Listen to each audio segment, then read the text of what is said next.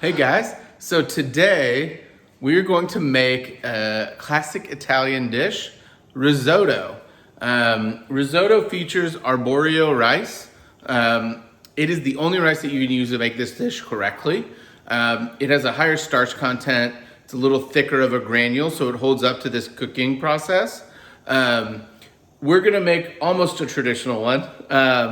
We'll add the Parmesan, we're gonna add the stock. I'm also gonna add in some roasted garlic and some sun-dried tomato. And then we're gonna finish it with just some halved heirloom cherry tomatoes to really bring through that tomato flavor. Okay, so let's get started. I have my sun-dried tomatoes and the oil, the olive oil that they come in. I'm gonna add some of that. And then I'm gonna add some of the olive oil the roasted garlic is in to this pan. You can hear it start to sizzle. Okay, and then I'm gonna add the rice in and we're gonna toast this rice. It's not gonna brown, but we're gonna toast it up, okay? This is a very important step. We're getting all of this coated with the oil, okay? Each kernel.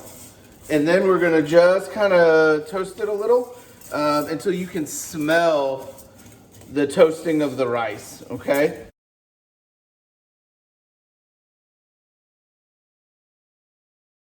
I'm just kind of getting this evenly spread out. And then I'm gonna let it cook for a minute or two. And then I'll stir it all up and do that again, and that should get us there. You'll see back here, I have chicken stock simmering. So we're gonna keep that on low, but we want it to be simmering because when we add it in here, we don't wanna add in cold and stop the cooking process. That will not help the rice to release its starch, which is what's gonna give this rice, the risotto, its creamy texture.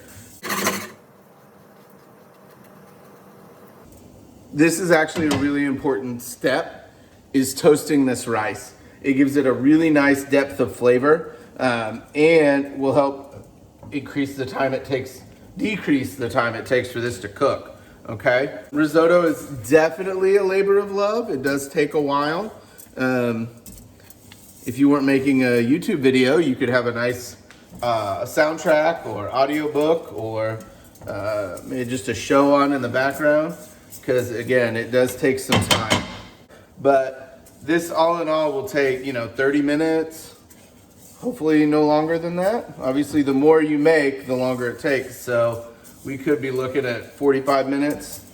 We've got this, got a little toast to this. You can see a difference in the color of this rice, which is all we're looking for. So now we're gonna add a little bit of this at a time, like a cup at a time. Maybe a little more. And then stir, okay?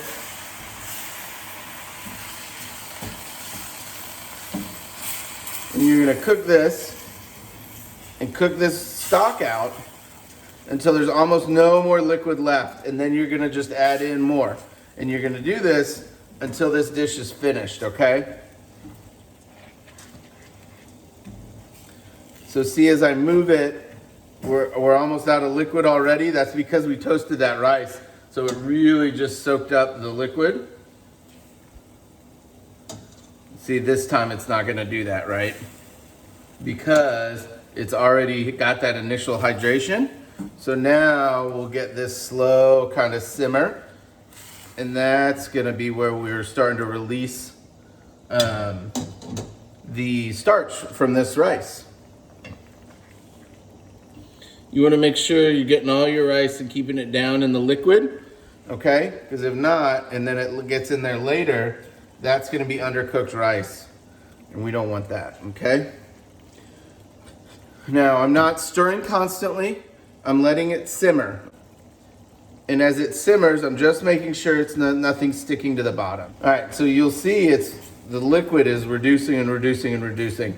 We're almost ready to add some more, but adding a bunch of liquid isn't going to hurry this up. So don't try and take shortcuts here, guys.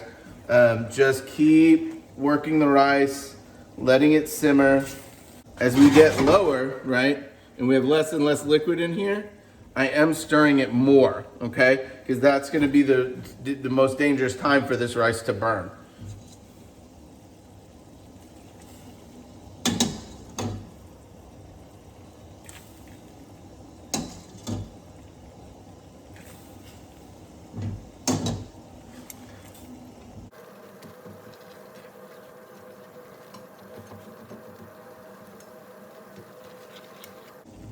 Okay, more liquid.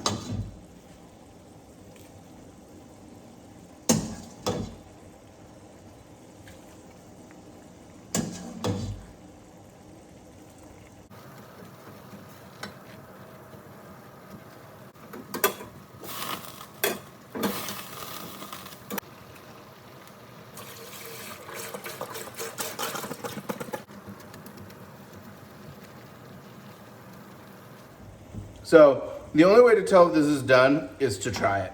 And I tried it, we're almost done. We need to simmer a little longer, probably one more application of the broth. Just FYI, I went through all of the chicken broth and I've now added in vegetable broth. It just gives it more flavor, okay? Really highlights the vegetables. Which I think is going to be nice in this, as we're not serving any meat with it. Although I did originally go with the chicken to get that flavor in there as well. Yeah, look, we're real close, guys. Almost done.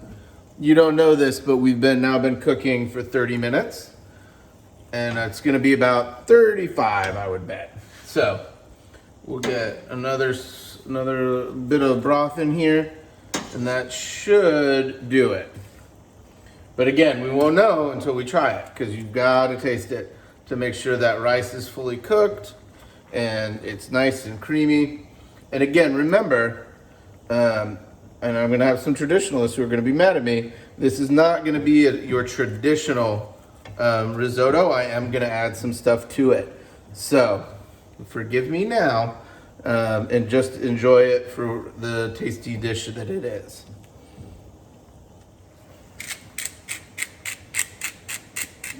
Right now I'm adding in some black pepper. You can add white pepper. A lot of people in a dish like this don't want to add black pepper because some people freak out about the black specks, worried that they're, you know, a bug or something that's not supposed to be in the dish. You know what? Come on, people.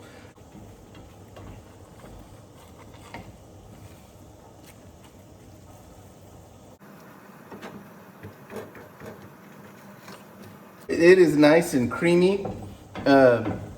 We are going to add in Parmesan cheese. Okay, and I have half a cup. We're going to stir this in.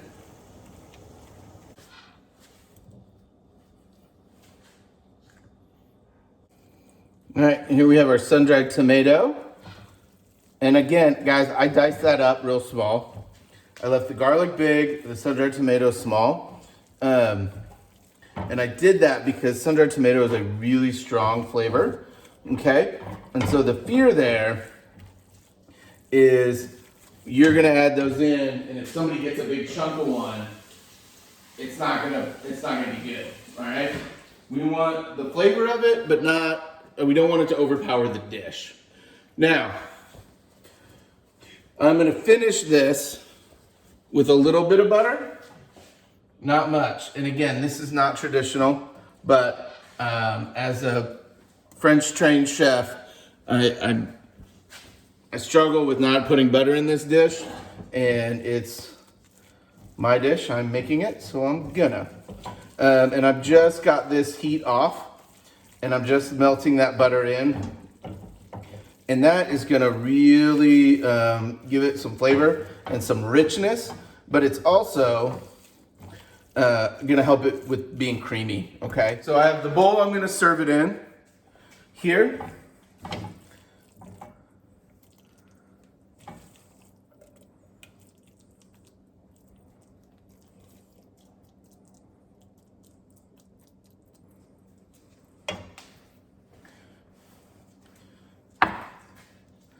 And then I just have some golden cherry tomatoes, nice heirloom varietals, tossed in a little Italian seasoning and olive oil, and those are going right on top. Couple things. Number one, we did our mise en place, super important, keep doing that. Two, I didn't add salt to this because Parmesan cheese is salty. So the stock that I used, the broth, that had a lot of sodium in it. So as I tasted it, I realized I don't need salt, so I didn't do it. I had it over there, left it out. Remember, I small diced those sun-dried tomatoes because they're so strong. And you can see like how creamy and come together this is. Yeah, and it smells like Parmesan and sun-dried tomato and garlic and all the things that are good in life, yeah. It's certainly not a diet food, but it is a really nice treat, especially with everything that's going on, that you can easily make at home if you just have, like 35 minutes to kill, which I think we all do at this point. So let's give it a taste.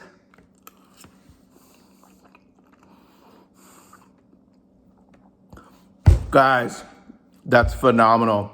It's so good. Like, it doesn't need meat. Certainly if you pulled out the sun-dried tomatoes, Italian sausage, some chicken thighs that you kind of pan fry, any of those things you could put with this dish, it just doesn't need it. It's so good. I'm gonna eat the rest of this bowl and then go take a nap, and I'll see you guys next time.